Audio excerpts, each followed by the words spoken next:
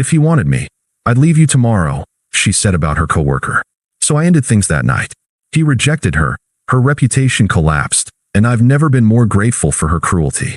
Hey viewers, before we move on to the video, please make sure to subscribe to the channel and hit the like button if you want to see more stories like this. Thanks.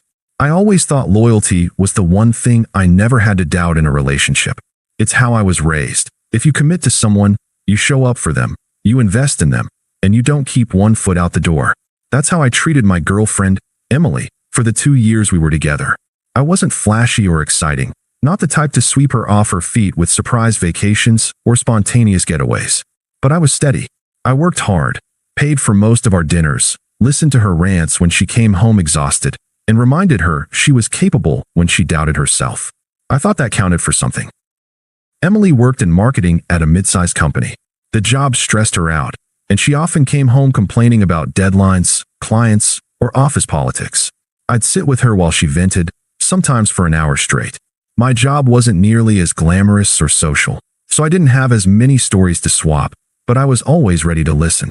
At first, she appreciated it. She'd curl up on the couch next to me, dump out all her frustrations, and in the night thanking me for always being her rock. I liked that role. I didn't need to be the exciting one. I just wanted to be the dependable one she could lean on. But slowly, her tone started changing. A few months ago, she began bringing up her coworker, Ryan, more often. He was some mid-level manager in her office, apparently very confident and ambitious. At first, it was little comments. Ryan doesn't let anyone push him around in meetings. He knows his worth. Or, Ryan just told our boss off about a deadline. He's so bold. The way she said his name stuck with me. It wasn't that she was openly gushing, but there was something in the way she lingered on the details, like she admired him more than she wanted to admit. I told myself I was being paranoid. People mention coworkers all the time. She was probably just venting. Still, I couldn't shake the feeling that there was a comparison buried in her words. One night, she came home late after a work happy hour. She dropped her bag on the chair and kicked off her shoes, buzzing with energy. You know, she said, grabbing a glass of water, Ryan was hilarious tonight. He has this way of telling stories that just gets everyone laughing. I raised an eyebrow. Sounds like you had a good time. Yeah, it's just, he's different. So confident, so charismatic. People just pay attention to him. She looked at me, almost like she wanted me to react. I kept my voice steady. And you don't think people pay attention to you? She rolled her eyes. You know what I mean. You're safe. Predictable. That's not bad. It's just different. The word safe stung, even though she tried to soften it. I brushed it off with a nod, but inside, it settled like a splinter. Over the next few weeks, little digs started creeping in. When I hesitated about making a big purchase, she muttered, Ryan wouldn't overthink it. He just does things. When I declined a last-minute weekend trip because of work, she sighed, You're too careful. Ryan would just go. It wasn't constant, but it was enough to make me notice. Enough to make me feel like she was holding me up against someone else's shadow. I didn't confront her. I thought maybe it was just a phase, or maybe she didn't realize how her words landed. I kept showing up the way I always had, patient, loyal, willing to listen. But the truth is, a part of me had already started to wonder how much she really valued that. The thing about betrayal is, it doesn't usually hit you out of nowhere. There are cracks in the wall long before it collapses. I just didn't realize how wide those cracks had gotten until the night she finally said the words that would end everything. A couple of weeks later, Emily and I were sitting on the couch after dinner. She had a glass of wine in her hand, her legs curled under her, scrolling through something on her phone. I was half watching a game on TV, half listening to her chatter about work. It started off harmless. She was telling me about a presentation her team had to give. But as usual, Ryan came up. Ryan just took over the whole thing, she said, shaking her head but smiling. He basically threw out the original slides and redid everything in an hour. And everyone loved it. I swear, that man can talk his way into or out of anything. I muted the TV.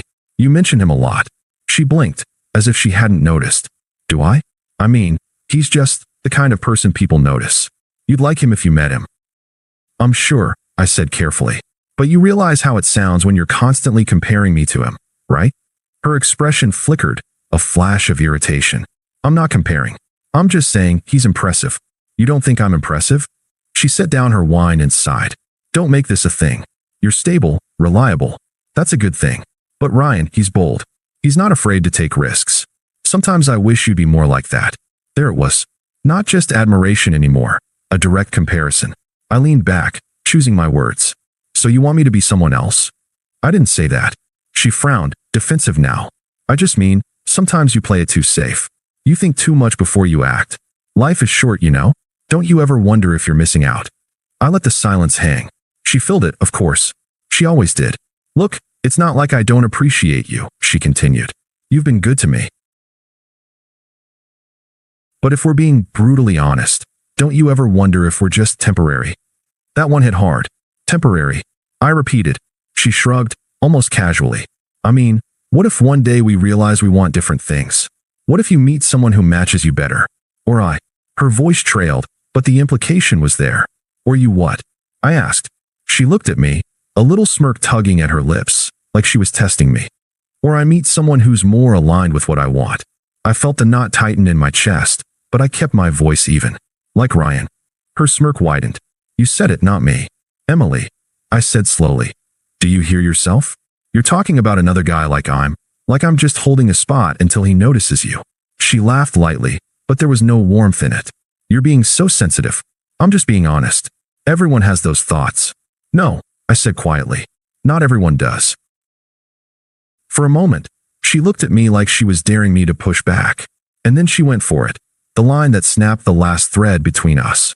Honestly, if Ryan wanted me, I'd leave you tomorrow. Don't act surprised, you know it's true. She said it like she was tossing a grenade, waiting to see how big the explosion would be. But there wasn't one. Not for me. I didn't yell. I didn't curse. I didn't beg her to take it back.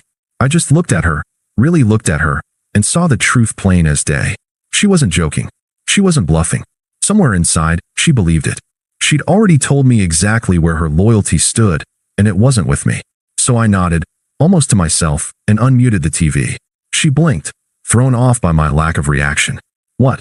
You're not going to say anything? She asked. I kept my eyes on the screen. No, you've said enough. For the first time in our relationship, she didn't have a comeback. She sat there, restless, sipping her wine, probably expecting me to blow up or start a fight. But I didn't. I was done before the words even left her mouth.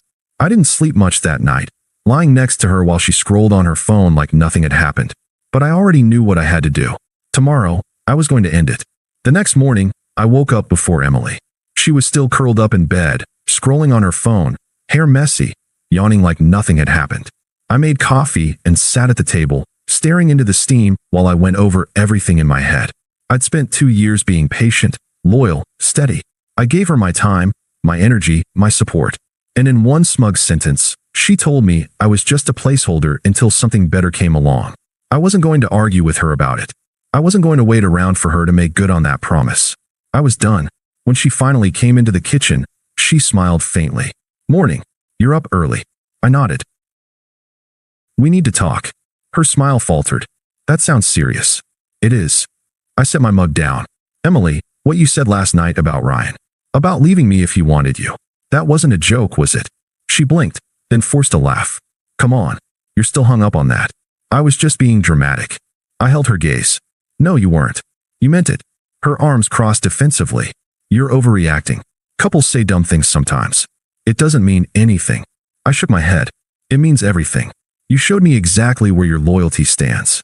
I'm not going to compete for basic respect. Her mouth opened, then closed. She stared at me like she couldn't believe I wasn't caving. So what? You're breaking up with me over one sentence. It wasn't just one sentence. It's been building for months. The comparisons, the way you talk about him. Last night was just the truth coming out, and I heard it loud and clear. Her tone shifted, sharper now. You're seriously going to throw this all away? Because I said something stupid when I'd had a glass of wine. I stood up calm. No, you threw it away when you decided to measure me against someone else. I'm not temporary. I'm not a placeholder. But you made it clear that's all I am to you. Her eyes narrowed. You're being ridiculous. You always overthink things. You'll regret this when you cool down. I'm not angry, I said simply. I'm just done.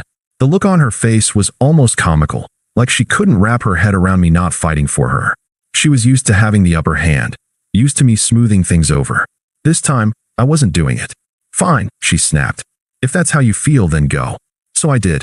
I packed a bag that afternoon and stayed at a friend's place for a while. Emily texted a few times, short messages like, "We need to talk," and "Are you serious right now?" I didn't reply. By the third day, she stopped.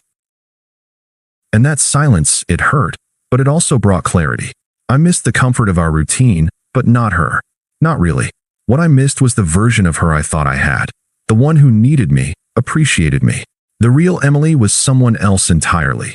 Someone who thought admiration for another man was fair game in a committed relationship.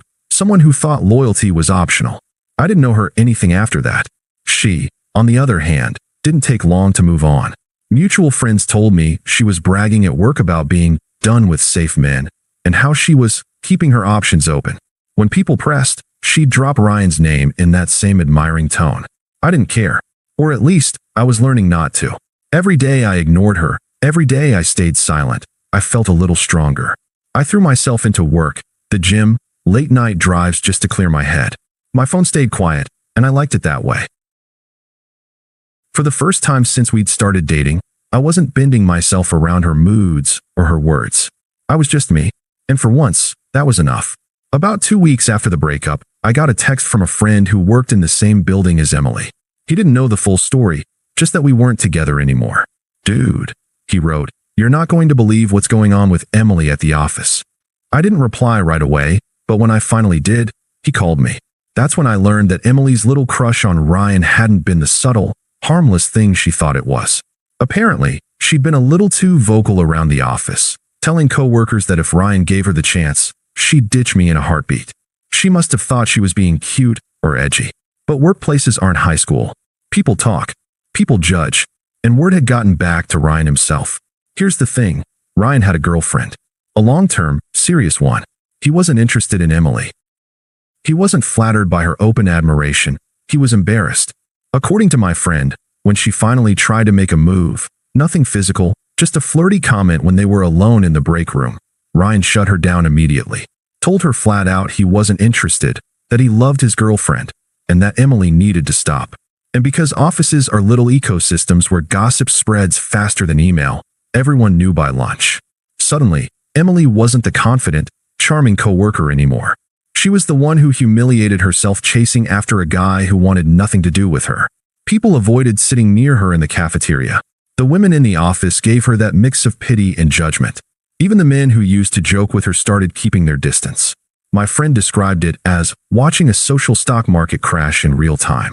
I wish I could say I felt bad for her, but I didn't. I remembered her words. "If he wanted me, I'd leave you tomorrow," and all I felt was a cold sort of justice. She had gambled her dignity on Ryan noticing her, and she lost. Publicly. A week later, she texted me again. "Can we talk? Please." I didn't answer. The next day, "I miss you." I was stupid. I didn't mean what I said.